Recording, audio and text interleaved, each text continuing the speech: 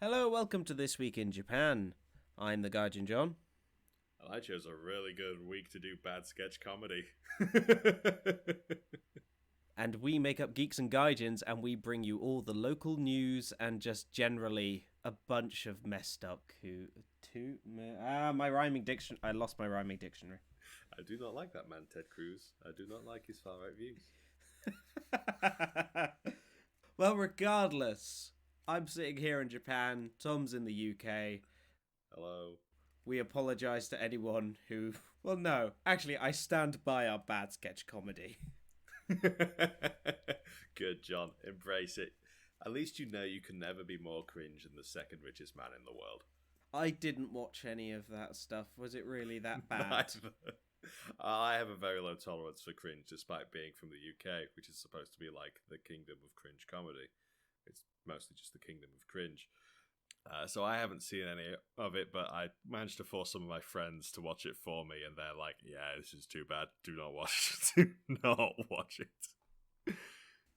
But you should listen to the rest of the show, because we have, this week, anti-coronavirus pink cat, a Harry Potter reference that's got a bit out of hand, a mysterious rice ball delivery, how to make a cake, but sporty, Japanese brutalist architecture, and we dry and iron our clothes the wacky inflatable tube man way. This is a wacky inflatable tube man household, and I will not have this disrespect. First, it's time for Cute Corner. Aww. Hey! The best corner. Suitably as usual, we are massively out of date. Yay! This originally started in September, but because I'm out in the inaka, out in the countryside, we don't get the news for a while. It has to come on the postman's back.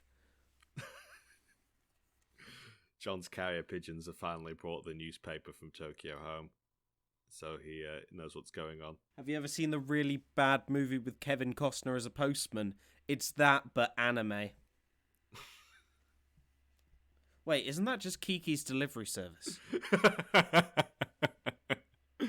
I was about to say, I haven't watched the movie, so I wouldn't make the joke out of hand, because I would never talk about something I don't know fully about, John, as you well know.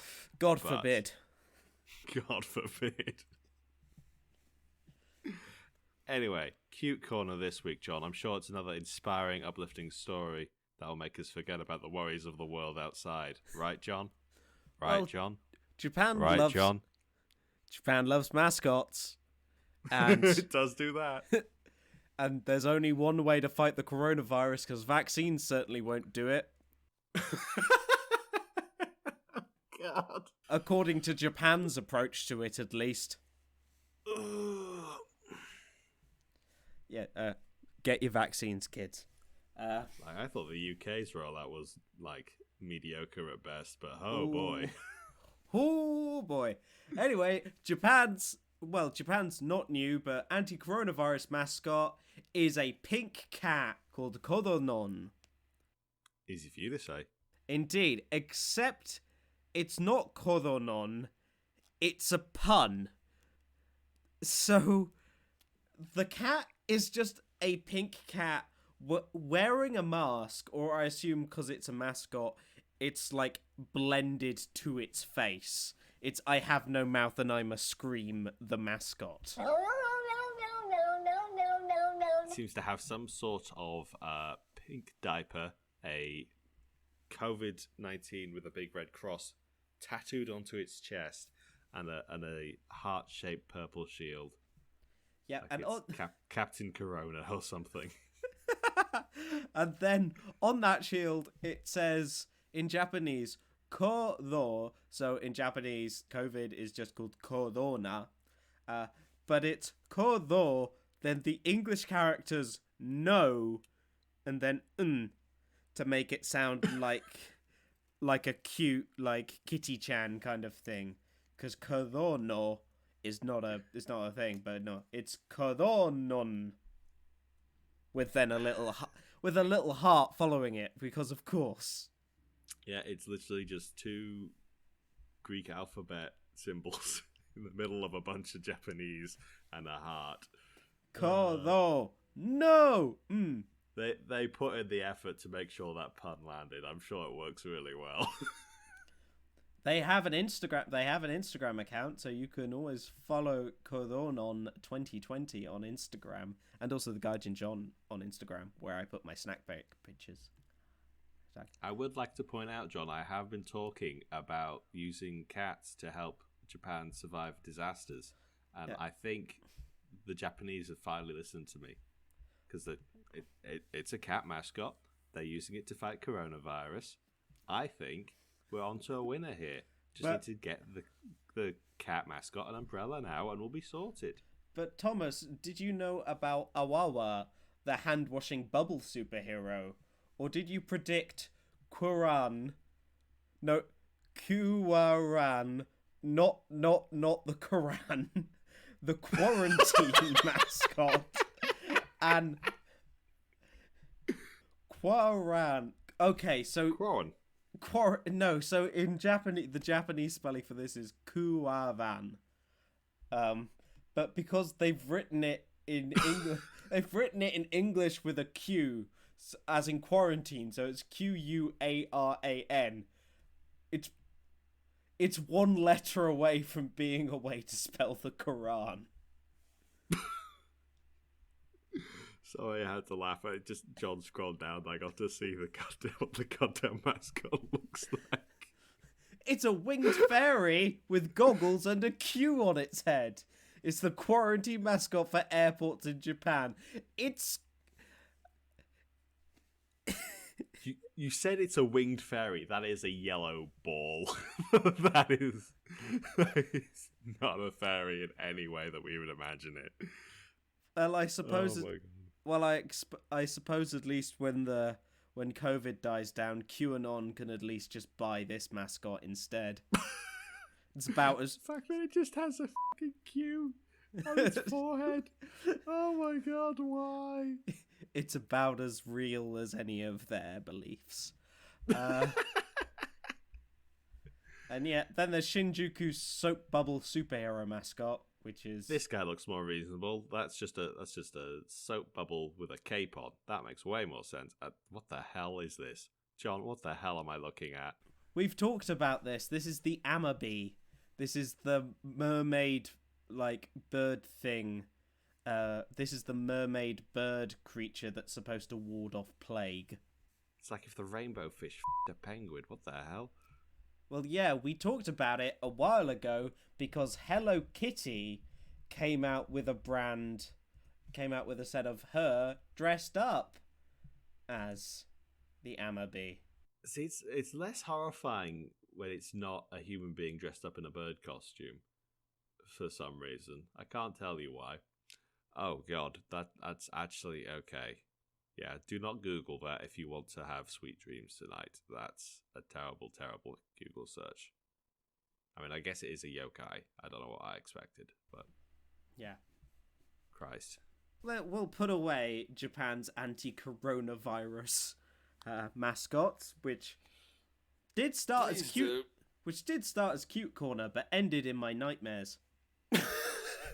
That's how most of our cute corners go. Okay, so now it's time for Crime Corner. Alright, John, what have you got for us this week? Is it going to be fun crime, or is it going to be, sexual assault crime? It's one of the two in Japan. Well, watch your trousers, because a 3.5 meter long pet python is on the loose after escaping Yokohama home. This is better than sexual assault, actually. Fantastic. Let's do this. I mean, it could be a euphemism for sexual assault. It's not, but it... Hey, maybe want to see my 3.5 meter long trouser snake? I think you might need really... to see a doctor about that. Immediately. That's bad. If your pet python is 3.5 meters long for more than 4 hours, consult a doctor. But no, this is in Yokohama. A python measuring about 3.5 meters long has found to escape from a man's home in the city south of Tokyo on the night of May 6th. So a man came home from work at about 9 o'clock. And then about at 9:25 p.m., he noticed his python had disappeared from his home. And I just love the fact this man has a pet python and it took him 25 minutes to realise it wasn't home. I mean, he came home at 9 from work. He's probably exhausted. He doesn't want to think about anything other than, like, getting a meal and going to sleep. Probably just checked on the python before heading off. I'm assuming the python was supposed to be in an enclosure. Correct me if I'm wrong, John. If the python was just moving around the house, I wouldn't be surprised if he never sees that thing ever. Well, I have no idea. I just assume you would check on the 3.5 meter long deadly snake that lives in your house, but maybe that's just me. Depends on how long you've had it, really. If they've been a solid roommate and they don't make much fuss, you'd be like, oh, okay, just let them be. Well, this man apparently was keeping this reticulated python, which for some reason the article distinguishes of unknown sex. Like, we really needed to gender the 3.5 meter long python. Are we worried about it meeting up with another python of opposite gender and having python babies out in Tokyo? Is that the concern? Well, apparently the man left the window slightly open and thinks the snake may have escaped from the window. Oh well. At least that's better than, like, the Australian alternative is that they just went down the toilet and they're going to come up while someone's on the loo at some point. Well, apparently, don't you worry about it, Thomas, because two of Yokohama's finest are patrolling the area in a police car. Because snakes, as we know, love to steal motorbikes. How many tarps do they have, though, John? That's the important statistic. I'm sorry, I'm just imagining a python in, like, the sequel to Fast and the Furious Tokyo Drift. What, is it just spinning the wheel with its tail as it's, like, leaning out the window? That's why it does a motorbike. It can, like, rev and, like, skid at the same time. Now, does a 3.5 meter python sit on the motorbike seat, or does it just wrap itself around the handles, John? I need to know what's going on in your mind. I mean, why not both? It's long enough. It's 3.5 meters. But the police station is asking people to report any sightings of the snake.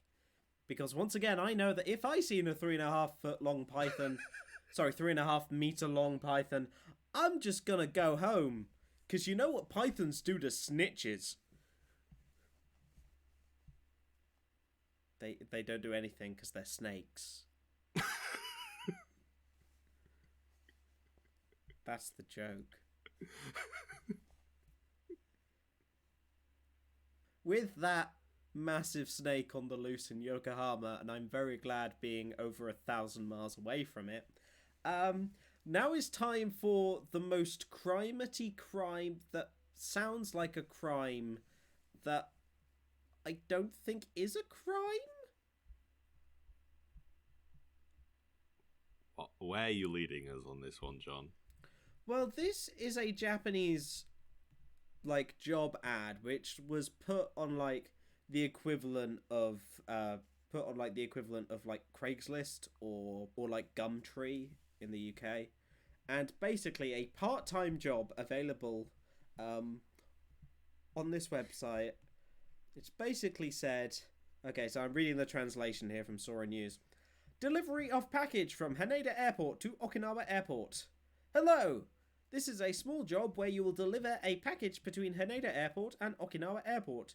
You will buy a pork egg onigiri, rice ball, to the right outside the arrivals gate at Okinawa Airport.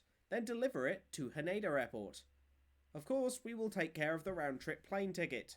You will deliver the onigiri round-trip twice per day. The job will take about 12 hours. Please contact concerning dates and times. You know what? So it definitely sounds sketchy. But on the other hand, depending on how well it pays, if I'm getting paid to sit on an airplane for most of the day and only buying one onigiri and having my costs covered, that's better than how I spend most of my day. That's not bad. So the only more information I can give is, like, apparently this is a special chain, this is a special restaurant that sells these pork egg onigiris in Naha Airport in Okinawa. It's famous because it's wrapped in seaweed and comes with spam. So the pork is spam. It's like a spam and egg onigiri. I mean, it was obvious that the only logical reason that this would be a thing is if they really, really like the onigiri from this one particular store, but couldn't justify going to that particular airport for that particular onigiri. So they'd have to go through like twice per day. So that would... Okay, I'm just going to estimate the cost, because some people are theorizing it's like a businessman is like just really loves Okinawa pork egg onigiri, or like a multi-billionaire. That's where my mind goes. Okay, so a return ticket is only about £100, or about $130. So... Does that work if it's across 2 days? Because you're supposed to be doing this twice a day, aren't you? Yeah, no, but I'm assuming they buy the plane tickets in bulk or something. I don't know. That would make the most sense, yes. So, like, the cheapest ones I'm getting here are, like, that's... If you're this multi-millionaire who really likes this thing as your lunch and then maybe as a dinner and afternoon snack, he's spending about, £200 on flights... Probably about another £100-200 on the person sending it, and like £5 on the actual onigiri. Like, weird people spend £400 on much, much less.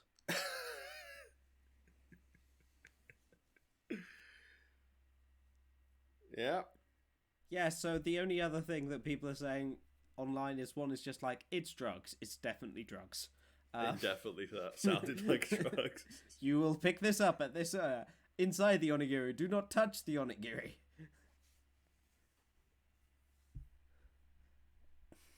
Yeah. Why can't it be both? Why can't the drug dealer really want some onigiri? If they're going to the trouble of setting up a drug deal, why not get an onigiri with it? Also, so the flight is about 2.5 hours long. So you are spending 10 hours a day on an aeroplane. Which might be horrible for some people. I imagine it gets quite boring quite quickly if you go out in flight movies. You need to bring, like, a really good book and hope you don't get motion sickness. I suppose you'd get used to it. Though it is a part-time job, Thomas. It is a part-time job. Not every day of the week, sadly. Sadly. Do they work in shifts? Does someone else fill out the rest of the week? I have no idea. Well, sadly, you cannot take up this job offer because it has been taken down from the website. Whether that's because it's been filled or because it was against the terms of service, probably the latter. We don't know. Sounds like I just need to go to this airport and wait for someone to pick up one onigiri ball and then head straight for, I don't know, Gate F or something. And I know where my man is. Sorry, I don't know if anyone has enough free time to do that. Well, if you're getting to the point where you're stalking people for a part-time job, you probably do. Thomas, you've just described the Japanese police again. Just replace onigiri person with python and we've just said the same story twice.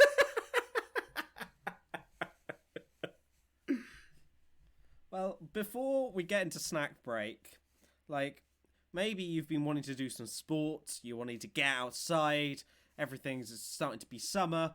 Well, if you're going to go... on 3 counts. Wrong on all 3 counts, John.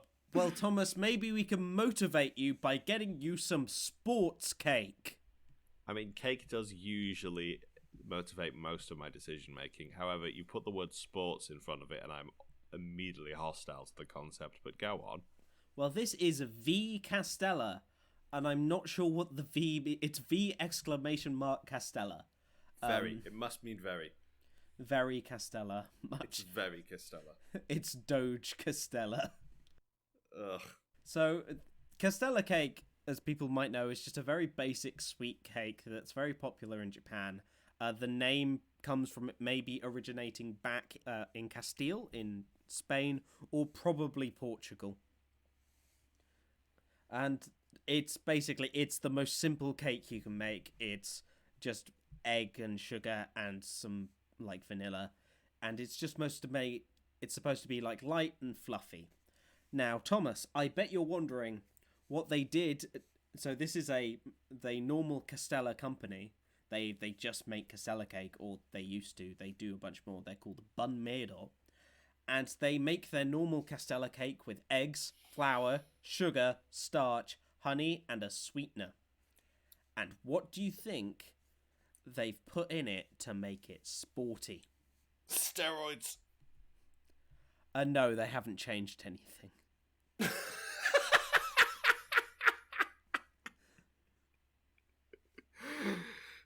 Perfect. Okay, but okay. They do, Thomas, have 3 reasons why it is the ideal sports snack. They're regular Castella cake, but, you know, in sporty packaging. Well, first, they've shaped it like a bar. Cool. So it's an on-the-go snack now, I guess. Yes, so you can hold it. Second, the cake is 150 calories, roughly equivalent to 1 onigiri. And 3, the bar of pure sponge cake is highly digestible.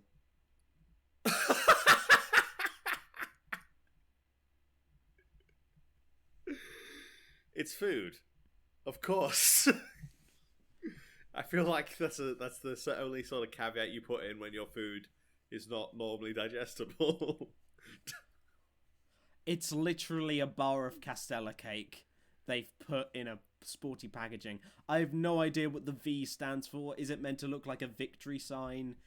Is it meant to say like V Castella? Are we going Roman on this and just going 5 Castella? Though, Thomas, if you want some of this, you can buy them through Bunmedor's online store in boxes of 10 for 2,000 yen. That's just over $18. So that's... Or alternatively, I could buy just a big brick of Castella cake for what? Less than that, probably? A lot less. A lot less. Or just buy, like, any snack bar that would be, like, half the price. And probably better for you than just a piece of cake.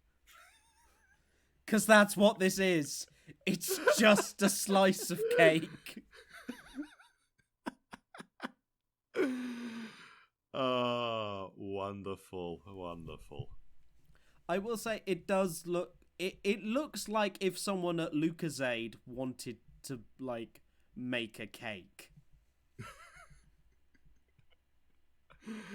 It looks like a crunchy bar, but, like, faker somehow. Yep, so apparently there is a Paralympic team paracanoe paddler, Monica Seru, swears by them because they have natural ingredients, as well as the way the wrapper can be opened with one hand. Get that sponsorship deal, girl. You deserve it. Yeah. But now it comes to snack break, and I hope the current snack break works out because I changed it 2 hours before recording. Always a good plan. So we do have the backup, just in case. But just in case. What I have now is I was leaving school today. I teach at one. I'm not a student. Now there's an agriculture... just to make you sure that the 24 guy speaking English is not a Japanese high school student. So I was leaving school today, and there was just these big bags by the Foot Lockers. I'm like, wait, what? What is these? And they were all filled with sweet potatoes. Drugs. Okay. Sweet potatoes. I don't know what your opinion on sweet potatoes are. And the deputy headmaster was there, and he's like, oh, yeah, these are all for the teachers. Take as many sweet potatoes as you want. Like, okay, I'm fine. He's like, take as many sweet potatoes as you want. It's like, I don't really like sweet potatoes. I don't really like sweet potatoes, but everyone's being so smiley and nice. I'm like, well, I'm gonna take some of these. Damn, the Japanese got him again. Well, the thing is, usually the main like time period for sweet potatoes is autumn. But obviously the school agriculture class have just harvested a bunch of them. So I brought them home, I washed them off, I looked up how to cook them online, and apparently you just stick them in the oven for an hour and a bit. Apparently. Apparently, I might have been totally wrong. But I'm going to go get mine out the oven and see whether it's worked. We're doing science now, kids. Okay, so generally, a Japanese sweet potato, they are actually purple. They're called satsumaimo. It's really weird, but this is what it looks like. Yeah. Well, this has been in the oven for about an hour, so it's a bit faded. It's soft enough and the skin is loose enough, so I'm going to break it open. Hey! Spludge. It's a lot yellower on the inside than sweet potato is over here. Oh, it smells sweet. Oh, God. Like, sweet potato is nice, but lots of people just, like, eat an entire sweet potato. Like, what you can do is what I'm probably going to do after this is, like, you can leave them cooked and then just pop them in the microwave. Because this one has taken a good, like, hour plus. But they do get, like, really soft. So it is kind of, like, it is kind of nice. The skin just acts like a natural, like, wrapper to it. It's kind of cool. If I liked it more, it does feel like nature's fast food. But anyway, it's time for itadakimasu.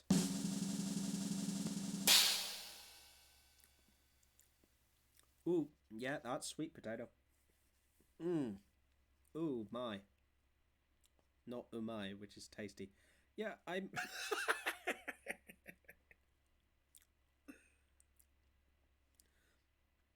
I mean, Japanese sweet potato is really sweet, but it's also kind of like really rich. So Ooh. I find it really difficult to eat a lot of it at once. Like, I'm not opposed to the flavour of it, even though I think it's a bit but it kind of, it's almost like eating, like, I've just put these in the oven, and like the inside will literally like squish. Oof. It's like I've mashed potatoed it with my, yeah. And so it's just like, it's really squishy and sweet. Like, the texture's pleasant as well. There's just, for me, one sweet potato is way too much. Like, I don't think I'm going to finish half of this. But yeah, if you have Japanese sweet potatoes at home, just pop them in the oven. Or if you're more likely me and other Japanese and other like people living in Japan listening to this, when you get Japanese sweet potatoes from your Japanese friends, just pop them in the oven for an hour. They'll be fine. But yeah. You can also try and make daigaku imo, which I'm not going to, but that is the one where you have sweet potato covered in honey. Oh. And I can't imagine anything worse. So I think the skin is edible. It's just not as good. You just usually use it as like a wrapper for it. But no, it's a kind of thing I wish I liked more. No, it always grows on me. And like, so I was like, oh yeah, sweet potato. And what I'm probably going to do is keep a half of it or something and use it as like part of breakfast or something and be healthy. But no, you also have to remember, you are just eating a potato.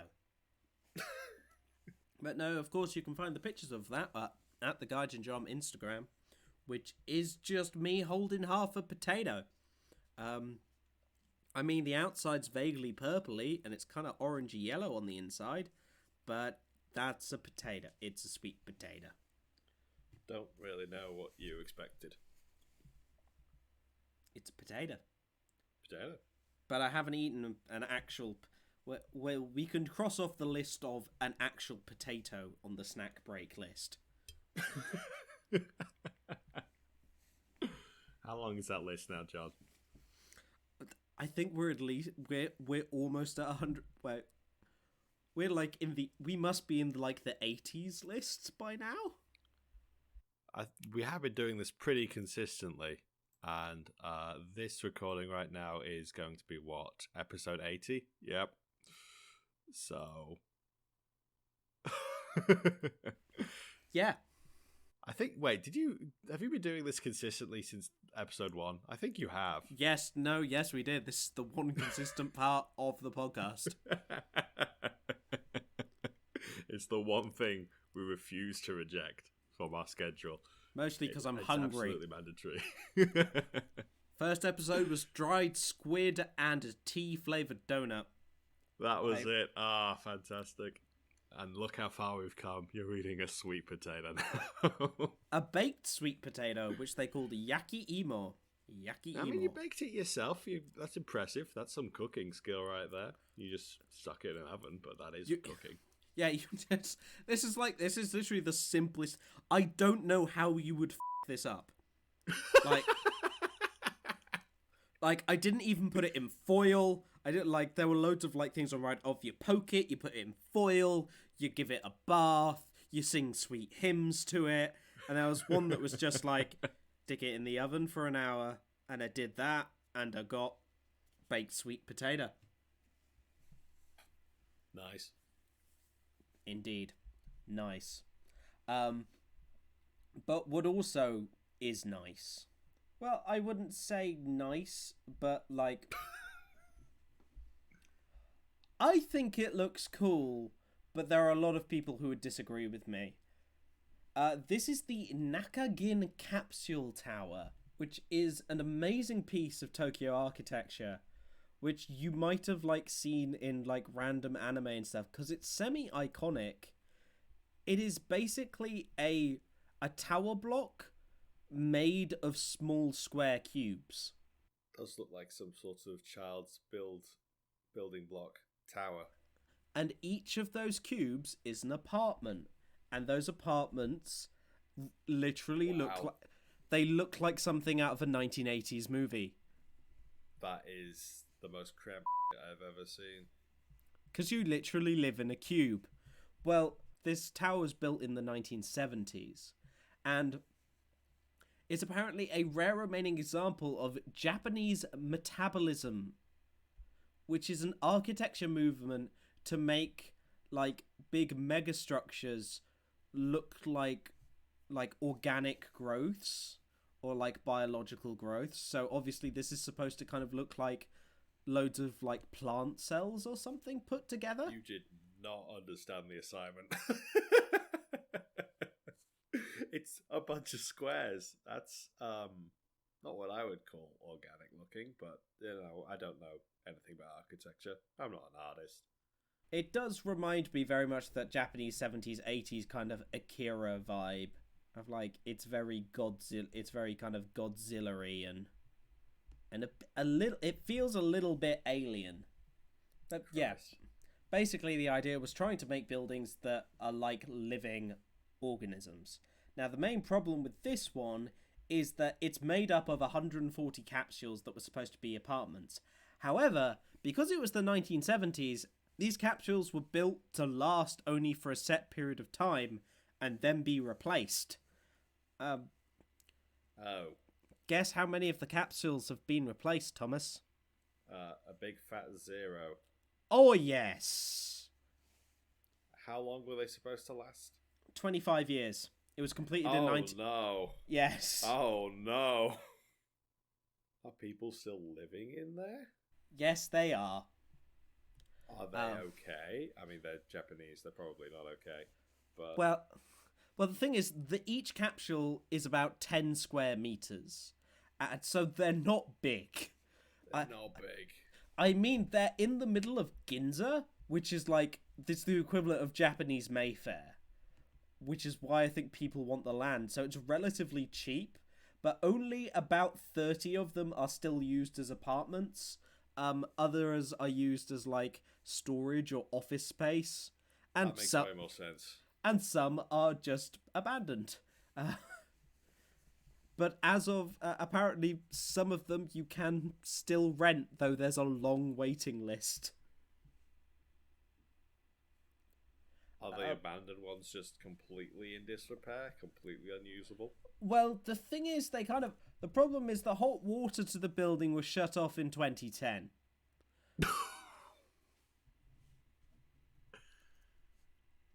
I mean, I guess it's Japan. There are public baths and stuff you could go to. I don't know Tokyo very well, so I don't know how viable that is. But The main problem is that it's 2006 was when demolition was being considered, and it's estimated the renovations would require about 6.2 million yen per capsule. And so that's per capsule. Yeah, so that's about 30,000. That's about $60,000 per capsule. Oh no! So it's estimated it would cost $8.5 million to properly restore it, ish. Which for a big skyscraper, I don't know how expensive they are to build, but clearly it's too much because they're just gonna demolish it, aren't they? Well, the main problem is that it requires 80% of the owners to approve demolition. Though that was first achieved on April 15th, 2007. Because there are also concerns over asbestos. Oh my god. 70s. I should have known. Oh my god. So the original designer, who was still alive when this was happening, proposed taking advantage of the flexible design by unplugging the existing boxes and replacing them. However, the architect died that year. And also there were concerns over the building's earthquake resistance. And basically it being... it just keeps getting worse and worse. and it being massively inefficient. And the main problem is that they have yet to find a developer for it because of the recession in the late 2000s. However, that might all have changed. Maybe. So, apparently the Yomiuri Shimbun has reported, but without citing any sources, that a real estate company plans to buy the building and demolish it. Says that some capsule owners have already started vacating the structure, who have somehow still lived there for 11 years with no hot water. They'd say there are certainly fans of the architecture, both domestically and internationally, who want to keep it. I really like the architecture. I'm really sorry. I mean, it is interesting to look at from the outside. I'm not going to fault the fact that it certainly brings some life to the city, but looking at it from the inside for any length of time is just, it's a dystopian nightmare building. It's the bare minimum amount of space a human being needs to survive. Well, its original target demographic were bachelor Tokyo salarymen, so I think. Okay. So this is the best thing. The compact includes a wall of appliances and cabinets built into one side, including a kitchen stove, a refrigerator, a television set, and a reel-to-reel tape deck. A bathroom unit about the size of an aircraft lavatory was set into an opposite corner. A large circular window over the bed dominates the far edge of the room. Optional extras such as a stereo were also originally available. 70s, man.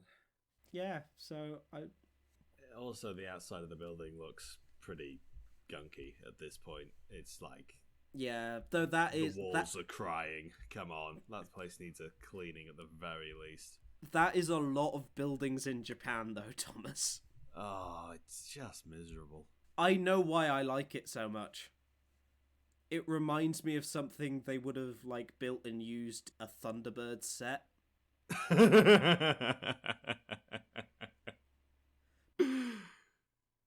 The inside does just look like Thunderbird 5. Oh my god. Yes. Sorry, yeah, I love coffin I made earlier. Yes, I understand why it should die. But also, we do need to expect that it was also featured in the 2013 masterpiece, The Wolverine. So it will live on forever in our collective memory. So not Origins Wolverine, but The Wolverine. The Wolverine.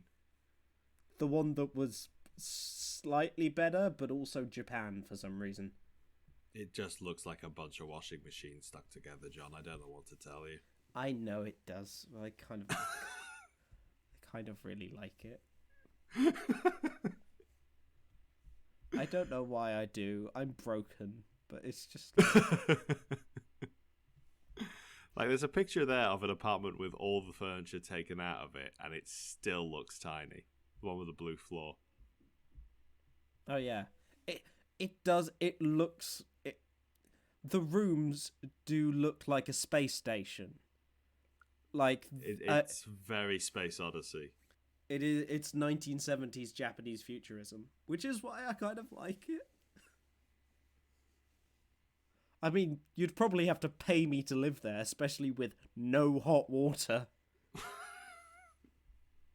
But yeah, Thomas, please put this somewhere on the art for this week's episode. So I don't know how I'm going to do that, John, but I'll do my best for you.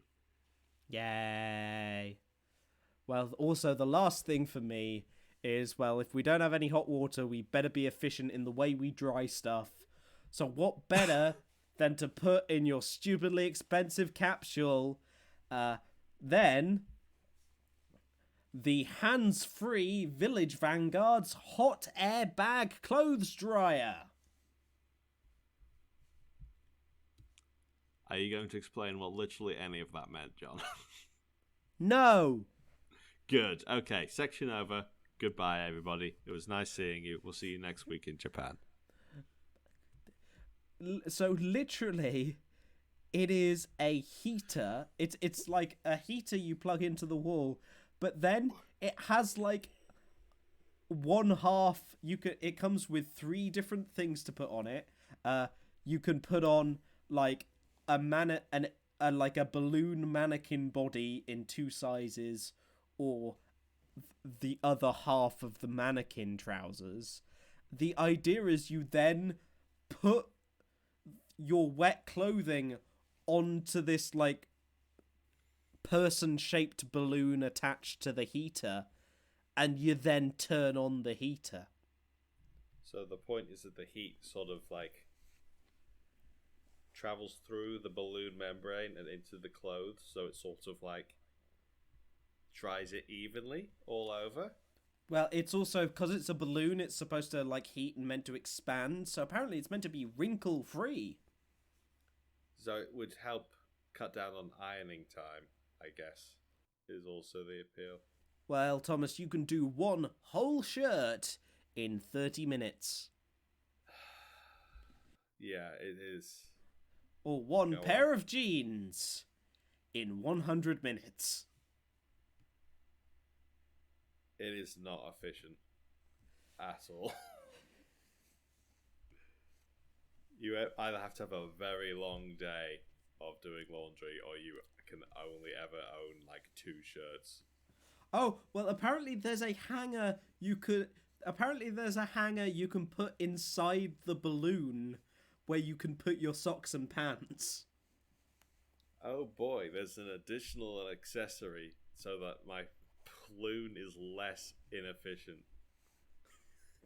Oh, well. What the hell? Well, Thomas, you can now pre-order it. Because, of course, these are going to be rushed off the shelves. Obviously. For a whole 12,800 yen, so that's about $120. It's like if Apple made a f***ing clothes dryer. What the hell is this? Could you imagine walking to someone's apartment and there's just a pair of trousers sticking up out of this white box? And you're like, who is this man you are disintegrating slowly? What the hell? We're only halfway through. Give it a while. It's another... Needs another 45 minutes. It'll be free soon. Oh my god. Oh my god. Especially the trouser one just looks like someone was too fat for an interdimensional portal. Like, it looks like Winnie the Pooh was like sourcing money somewhere. I was like, here I go. Oh no. Oh no. Oh no. Oh bother. Oh bother. Oh no.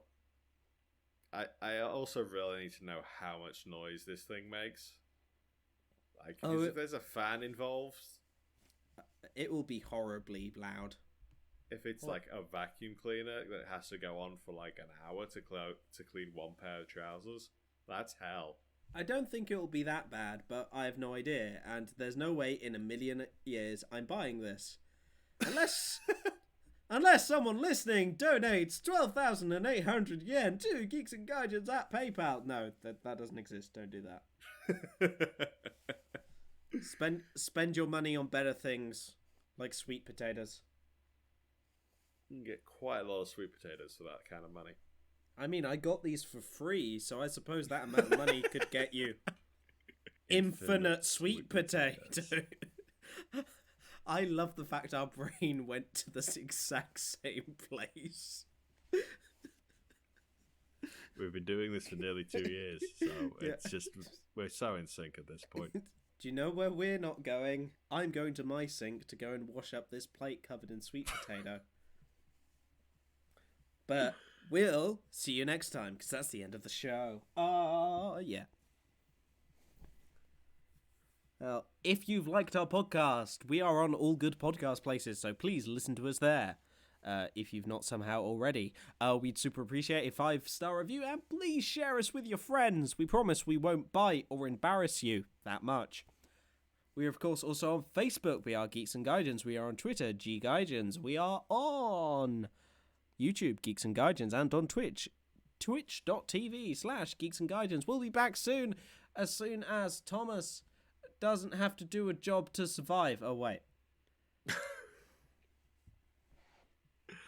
I should be free this weekend if nothing else goes wrong. So we'll see what happens, whether me and John will actually be like awake at the same time long enough for anything to be organised. I mean, nothing will be organised anyway. Time zones are a bitch.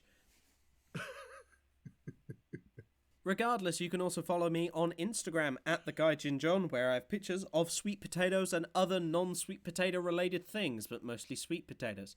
You've got a list of nearly 80 snacks to go through now, so Yep. You've got plenty of time. I also really don't like sweet potatoes that much. I don't know why I'm doing this bit. I'm also on Twitter at JohnCombi, so you can always find me there. And generally, yeah, if you want to email us, you have a complaint, or you just like to give us a pat on the head, we are geeksandgaijins@gmail.com. But no, thank you everyone for listening. Do you have anything left to leave them with? Oh, Thomas, my friend.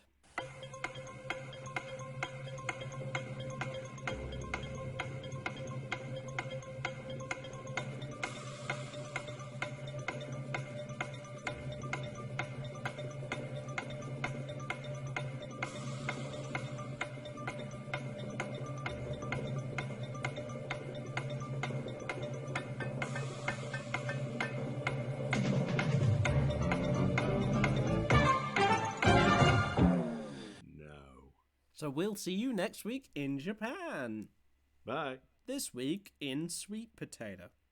You can't make jokes like that, John, otherwise I will take them seriously. You know, you should have learned at this point. Think about what you've said.